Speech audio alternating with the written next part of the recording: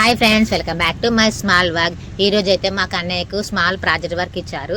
ఏంటంటే waste product నుండి good product తయారు చేయమని చెప్పారు. నేనైతే బల్బు తీసుకున్నాను.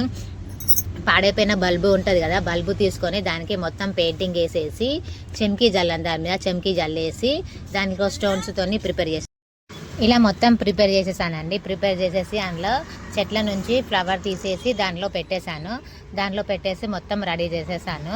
రెడీ చేసేసి అది ప్లాస్టిక్ దండి, సీసంది కాదు. అది కింద బడ్డ పగిలిపోదు, అట్లా సేఫ్టీగా ఉంది కాబట్టి దాన్ని ప్రిపేర్ చేసేసాను. ఇప్పుడు పిల్లలు స్కూల్కి వెళ్ళేసి మిగతా వాళ్ళు ఎలా ప్రిపేర్ చేసారో చూసేద్దాము. ఇప్పుడు వెళ్ళేసి చూసేద్దాము. పైన పిల్లల దగ్గరికి వెళ్ళేసి పిల్లల్ని దింపేసేసి కిందికి వెళ్తున్నాను.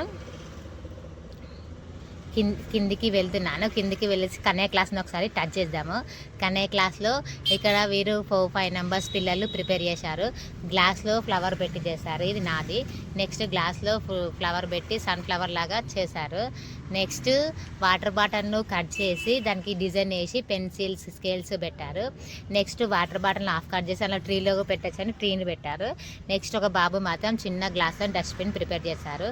Thank you so much. Subscribe చేసుకో.